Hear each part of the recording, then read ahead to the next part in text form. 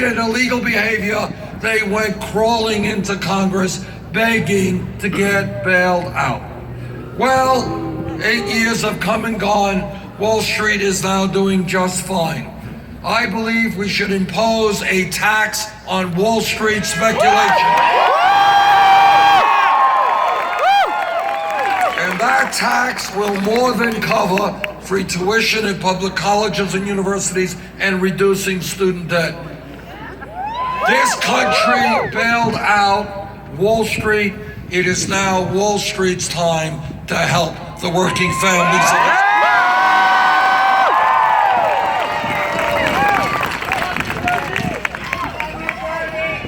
When we think about the needs of the American people, when we think about what our rights should be, it is important that we look all over the industrialized world. And if you look at the United Kingdom, France, Germany, Holland, Italy, Scandinavia, if you look at our neighbors, your neighbor and Vermont's neighbor to the north, Canada, you know what you find? Every one of these major countries guarantees health care to all of their people as a right. As a right, not a privilege. And I believe that. I believe that all of our people, young and old, poor and rich, middle class, should be able to get the health care they need when they need it.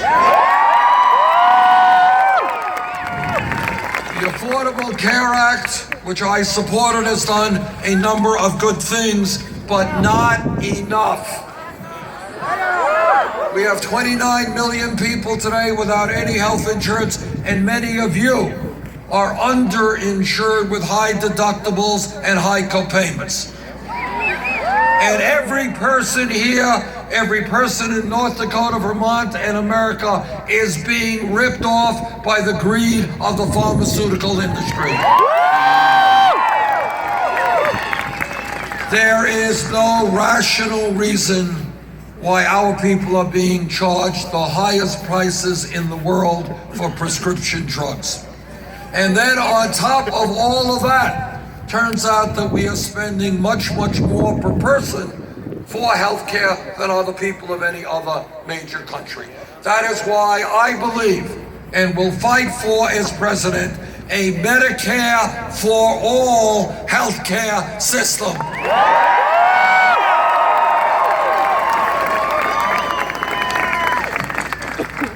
I am a member of the U.S. Senate Committee on the Environment. And in that capacity, I have talked to scientists all over our country and all over the world. The debate is over. Climate change is real. Climate change is caused by human activity, and climate change is already doing devastating harm to our country and around the world. And what the scientists tell us in an unmistakable language is if we do not get our act together in the very near future, a bad situation will become much worse. More drought, more flood, more extreme weather disturbances, more acidification of the oceans, more rising sea levels, more conflict around the world as people fight over limited natural resources. Now, I understand that there are many people in North Dakota who work in the fossil fuel industry, and they're working hard and they're doing their best to take care of their families. I got it. I understand that. And that is why in the legislation that I have introduced, which is the most comprehensive climate change legislation ever introduced in the U.S. Senate, we provide $41 billion to rebuild any community in America that was hit hard by the transformation of our energy system.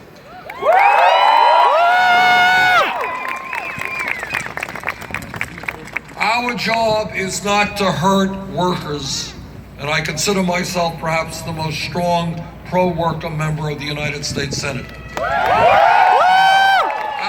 Our job is not to hurt any worker.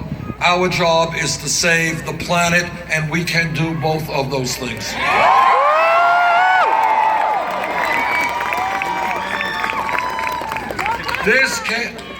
This campaign is listening to people whose voices are not often heard. We're listening to the Latino community who tell us that with 11 million undocumented people in this country, we need comprehensive immigration reform and a path towards citizenship. This campaign is listening to the African American community who are asking me, how does it happen that we spend trillions of dollars on a war in Iraq we never should have gotten into? But supposedly we don't have the funds available to rebuild the inner cities of this country. If elected president, we are going to change our national priorities. We are not going to get involved in wars we should not get involved in.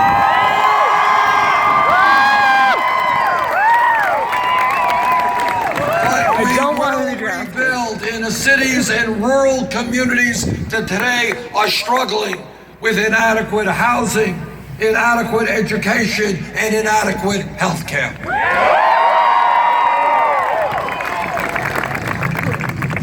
This campaign is listening to a people whose pain is almost never heard in this country, and that is the Native American community.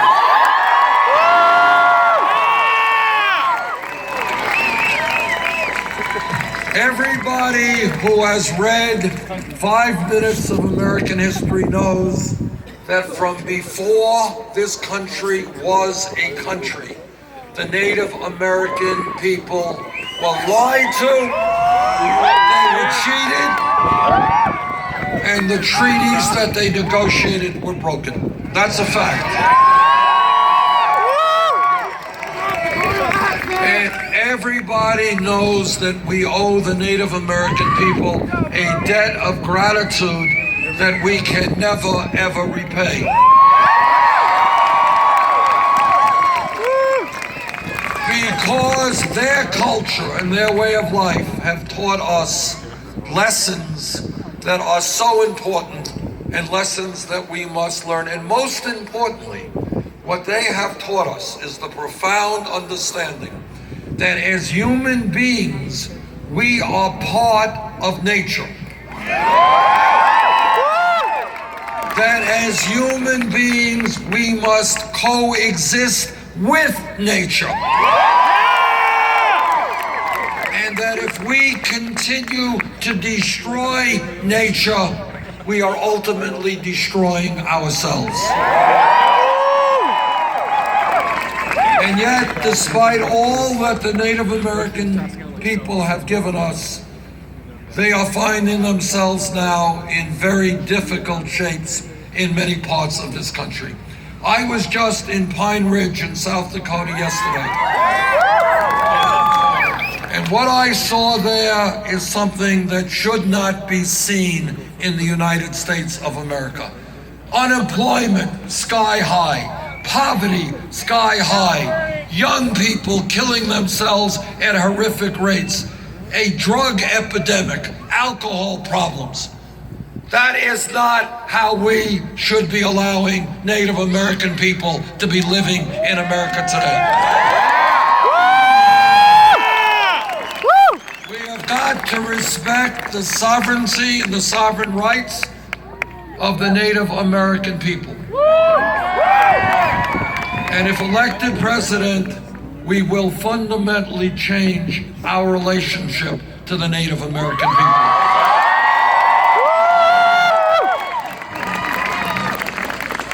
Now, as some of you may know, I am running against Hillary Clinton.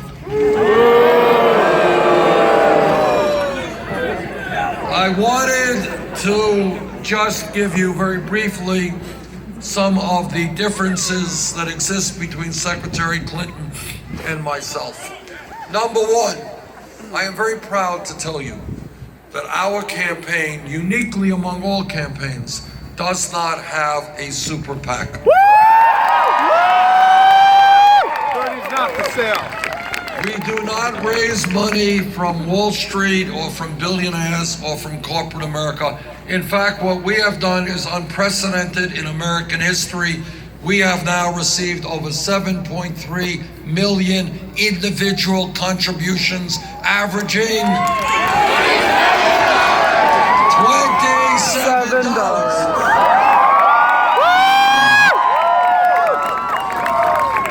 And that is something that, I'm very proud of, because what it shows the whole world is this is a campaign, to paraphrase Abraham Lincoln at Gettysburg, a campaign of the people, by the people, and for the people.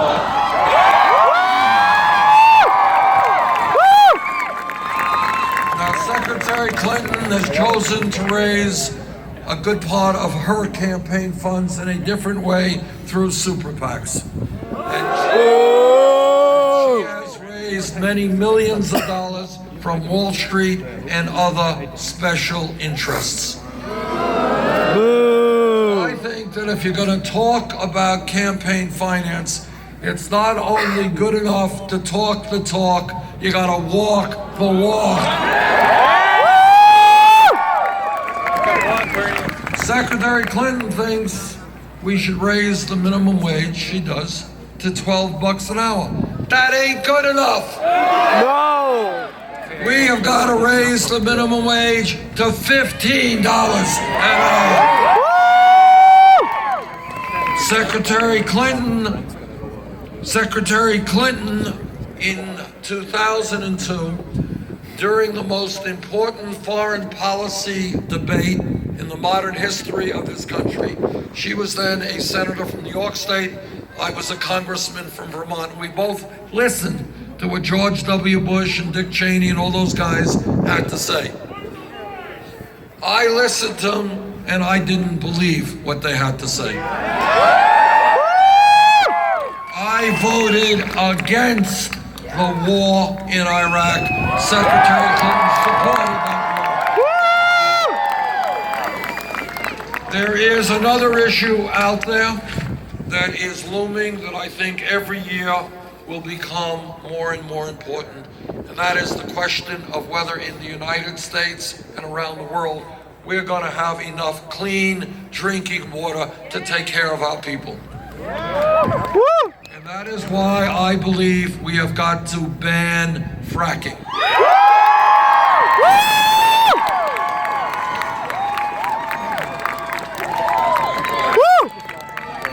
Secretary Clinton, when she was Secretary of State, actually pushed the fracking technology on countries around the world. When we talk about why the middle class in this country has been in decline for the last 30 years, one of the reasons is a series of disastrous trade policies like NAFTA, CAFTA, and permanent normal trade relations with China. These trade policies were written by corporate America with the express purpose of enabling them to shut down factories in America, move to low-wage countries, and then bring their products back in here. I have vigorously opposed every one of these trade agreements. Secretary Clinton has supported virtually every one of them. Those trade agreements have cost us millions of decent-paying jobs. My friends, I think all of you know that American history is about change always coming from people at the grassroots level, never from the top on down. If you think in this country about where we were 100 years ago, where workers were forced to work 7 days a week, 12 hours a day, where children were working in the factories or in the fields, working people came together and they said, you know what? In America, workers have got to be treated